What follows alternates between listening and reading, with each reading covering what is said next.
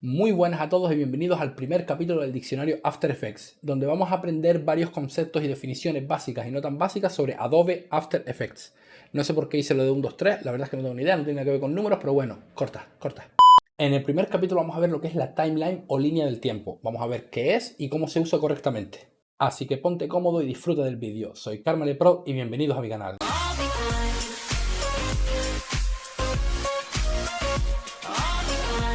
La línea temporal o timeline por su nombre en inglés es básicamente donde todo ocurre en After Effects. Si apretamos espacio le damos al play, si volvemos a apretar espacio le damos al pause. Podemos situarnos en cualquier punto de la misma y vamos a ver las distintas capas, que de las capas hablaremos en el siguiente vídeo.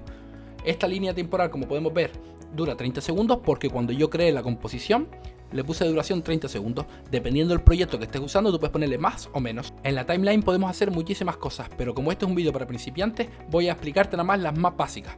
Lo primero y más importante, no lo más importante, pero una de las cosas más usadas son los marcadores.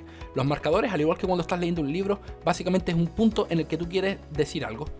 Guardar para en un futuro poder acceder a este punto y ver lo que usarlo según como te convenga. Por ejemplo, nosotros tenemos aquí una capa con la intro y luego una capa con la outro. Pues imagínate que a mitad de la outro, en el segundo 11 exactamente, yo quiero añadir una imagen, pero no tengo la imagen ahora mismo. Pues lo que hago es en el segundo 11, aprieto la tecla asterisco y me va a crear un marcador. Aquí, como vemos, al tener seleccionada la capa, me va a crear el marcador en la capa. Si tú no seleccionas ninguna capa y aprietas asterisco, el marcador lo va a crear en la timeline en general. Dependiendo de lo que quieras usar, de lo que quieras hacer, vas a hacerlo uno u otro. ¿Qué puedes hacer con estos marcadores? Por ejemplo, si clicas dos veces, puedes poner un comentario, por ejemplo, añadir imagen final. Imagínate que yo tengo una imagen que quiero añadir al final. Pues la añado aquí. Y aquí se me queda, añadir imagen final. Así, cuando tengas un proyecto muy grande, con muchas capas, muchas cosas, puedes acordarte. ¿Qué más puedes hacer con este marcador? Cambiar el color. Cambiar el color porque, por ejemplo, imagínate que tiene... puedes poner una categoría que sea sonidos. Pues los sonidos los pones, por ejemplo, en rojo. Y se te quedan rojo.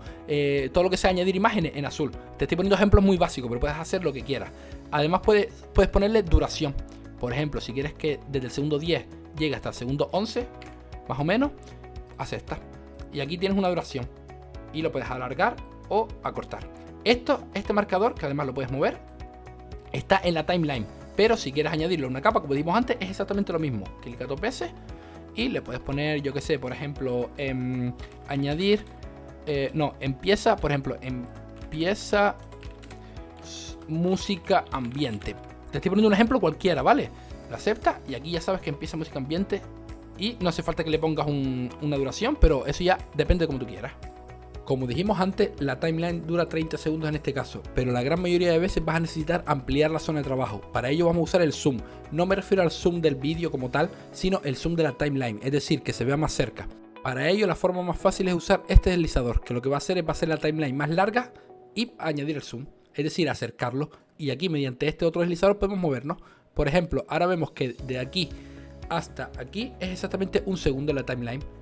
Y si mantenemos apretado Shift y movemos la rueda del ratón, podemos movernos. En vez de usar el deslizador, podemos usar el ratón y el teclado. Al igual que si mantenemos apretado Alt, podemos hacer el zoom in y zoom out, es decir, acercar y alejar la timeline. Además, la gran mayoría de veces vamos a estar trabajando en un área pequeña de la timeline, no en toda entera, por lo que nos conviene reducirla y hacerla más pequeña para que solo abarque la parte donde estamos trabajando. Esto es bueno principalmente por dos motivos. Primero, por comodidad, porque si reducimos el área de trabajo y lo ajustamos al zoom, tenemos toda la timeline entera solo en el área en la que estemos trabajando. Y segundo, por ahorrar recursos, porque cuando vayamos a renderizar solo va a renderizar esta parte, por lo que no tenemos que renderizar todo el vídeo de nuevo, lo que va a ahorrar tiempo y recursos del PC. Para delimitar el área de trabajo, como siempre, tenemos varias formas de hacerlo. La primera y la que yo suelo usar siempre porque es la más fácil es colocamos el timeline en donde queremos que empiece, por ejemplo en el segundo 5 en este caso, y apretamos la tecla B. Esto nos va a mover este slider que es el que delimita donde empieza el área de trabajo. Colocamos el timeline de nuevo en el final y apretamos la tecla N, y esto nos va a colocar el final.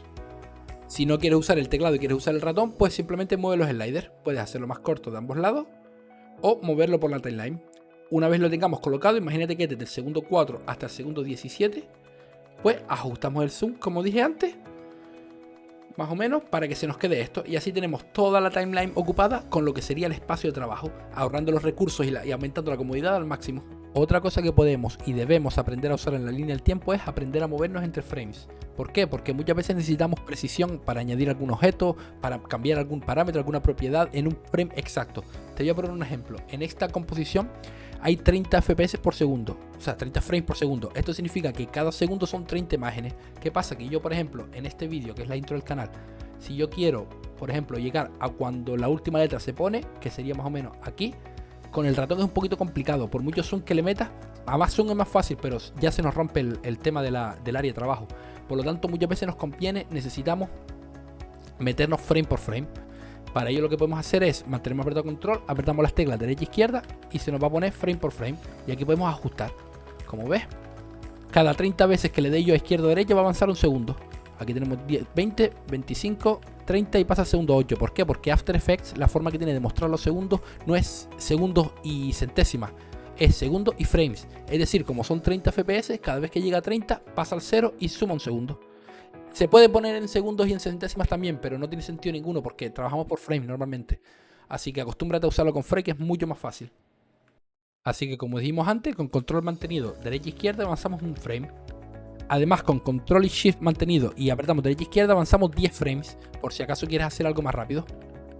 Así tienes, cada 3 clics, o sea, cada 3 veces que yo pulse la tecla vas a un segundo porque son 30 FPS. Si yo estuviera trabajando a 60 FPS sería cada 6, pero lo normal que vayas a trabajar la mayoría de veces es 30 o 60 FPS, o sea, es muy raro que trabajes a más.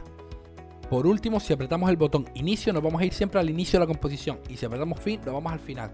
Es algo que yo personalmente no uso prácticamente nunca, pero ahí lo dejo. Además, si apretamos Shift, Alt y J, nos va a salir un marcador, un buscador, mejor dicho, que es para ir a un punto en específico. Es decir, nosotros podemos ir, por ejemplo, al segundo 10 y al frame 14. Aquí te está diciendo basado en 30 porque es una composición de 30 FPS. Si la composición fuera de 60, sería basado en 60. Esto personalmente tampoco lo uso mucho porque si quiero ya un frame en específico, me voy aquí, clico aquí y es lo mismo, es exactamente lo mismo. Así que no tiene mucho sentido usarlo, pero ahí lo dejo por si acaso a ti te es más cómodo usarlo. Y esto ha sido todo por hoy. Si te gustó el vídeo y te resultó útil, no dudes en darle un buen like y suscribirte, que eso siempre me ayuda a crecer. Sin más me despido. Un fuerte abrazo de Karmale Pro. ¡Nos vemos!